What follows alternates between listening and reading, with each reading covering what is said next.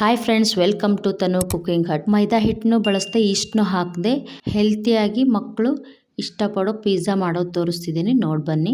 ನಾನಿಲ್ಲಿ ಪಿಜ್ಜಾ ಬೇಸ್ಗೆ ದೋಸೆ ಹಿಟ್ಟನ್ನ ಸ್ವಲ್ಪ ಎತ್ತಿಟ್ಟಿದ್ದೆ, ಅದನ್ನೇ ಯೂಸ್ ಮಾಡ್ತಿದ್ದೀನಿ.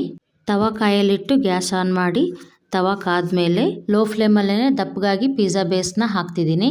ಬ್ರೆಡ್ ದೋಸೆ ಥರ ಅಷ್ಟು ದಪ್ಪಗಾಗಿ ಹಾಕಬೇಕು. ಈಗ ಇದ್ರ ಸುತ್ತ ಸ್ವಲ್ಪ ಎಣ್ಣೆ ಹಾಕಿ ಸಣ್ಣ ಉರಿಲೇನೆ ಅರ್ಧ ಅಷ್ಟೇ ಬೇಯಿಸ್ಕೋಬೇಕು. ಲಿಡ್ ಕ್ಲೋಸ್ ಮಾಡಿ ನೋಡಿ, ಈಗ ಬೆಂದಿದೆ. ಗ್ಯಾಸ್ ಆಫ್ ಮಾಡಿ. ನಾನಿಲ್ಲಿ ಗ್ಯಾಸ್ ಆಫ್ ಮಾಡೋದನ್ನ ವಿಡಿಯೋ ಮಾಡಿಲ್ಲ.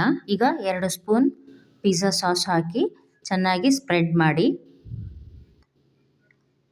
ಸ್ಪ್ರೆಡ್ ಮಾಡಾದ್ಮೇಲೆ ಆರಿಗ್ಯಾನೋ ಮತ್ತು ಚಿಲ್ಲಿ ಫ್ಲೇಕ್ಸ್ನ ಹಾಕೊಳ್ತಿದ್ದೀನಿ. ನಾನಿಲ್ಲಿ ಎರಡೂ ಒಂದೇ ಬಾಕ್ಸಲ್ಲಿ ಹಾಕಿ ಮಿಕ್ಸ್ ಮಾಡಿಟ್ಟಿದ್ದೆ.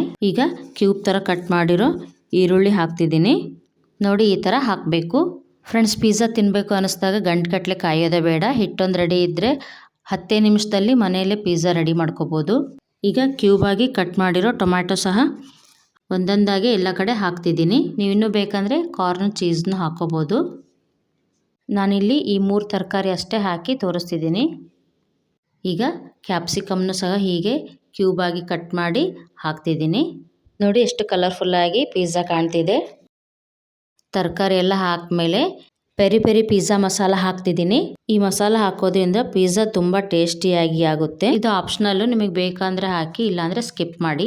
ಲಿಡ್ ಕ್ಲೋಸ್ ಮಾಡಿ 5 ನಿಮಿಷ ಲೋ ಫ್ಲೇಮಲ್ಲೇ ಬೇಯಿಸ್ಕೊಳ್ತಿದ್ದೀನಿ. ನೋಡಿ, ಈಗ ಬಿಸಿ ಬಿಸಿಯಾಗಿ ಟೇಸ್ಟಿಯಾಗಿರೋ dosa pizza ready to eat. Friends, restaurant ಸ್ಟೈಲಲ್ಲಿ ಸರ್ವ್ ಮಾಡಿ 1 ನಿಮಿಷದಲ್ಲಿ ಖಾಲಿ ಮಾಡ್ತಾರೆ. ಫ್ರೆಂಡ್ಸ್, ಹಿಟ್ಟೊಂದು ರೆಡಿ ಇದ್ದರೆ ಸಾಕು, ಪಿಜ್ಜಾ ತಿನ್ನಬೇಕು ಅನ್ನಿಸ್ದಾಗೆಲ್ಲ ಫಟ್ ಅಂತ ರೆಡಿ ಮಾಡ್ಕೋಬೋದು. ಅದರಲ್ಲೂ ಬ್ಯಾಚುಲರ್ಗಂತೂ ಈಸಿಯಾಗಿ ಮಾಡ್ಕೋಬೋದು. ಬೆಳಗ್ಗೆ ಟಿಫಿನ್ನು ಆಗುತ್ತೆ, ಸಂಜೆ ಸ್ನ್ಯಾಕ್ಸಿಗೂ ಆಗುತ್ತೆ. ನೋಡಿ, ಪಿಜ್ಜಾ ಕಟ್ ಮಾಡಿ ತೋರಿಸ್ತಿದ್ದೀನಿ. ಎಷ್ಟು ಕ್ರಿಸ್ಪಿಯಾಗಿ ಆಗಿದೆ. ಹೀಗೆ ಮನೆಯಲ್ಲೇ ಪಿಜ್ಜಾ ಮಾಡಿಕೊಡೋದ್ರಿಂದ ಮಕ್ಕಳ ಆರೋಗ್ಯನೂ ಹಾಳಾಗೋದಿಲ್ಲ.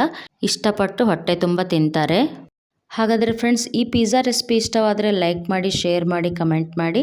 ನಮ್ಮ ಚಾನಲ್ಗೆ ಹೊಸಬರಾಗಿದ್ದರೆ ಈಗಲೇ ಸಬ್ಸ್ಕ್ರೈಬ್ ಆಗಿ. ನಾ ಹಾಕೋ ವಿಡಿಯೋ ಎಲ್ಲ ನಿಮಗೆ ಫಸ್ಟ್ ಬರುತ್ತೆ. ಹೀಗೆ ಪ್ರೋತ್ಸಾಹಿಸಿ. ಮತ್ತೊಂದು ರೆಸಿಪಿಯೊಂದಿಗೆ ಸಿಗೋಣ. Thank you.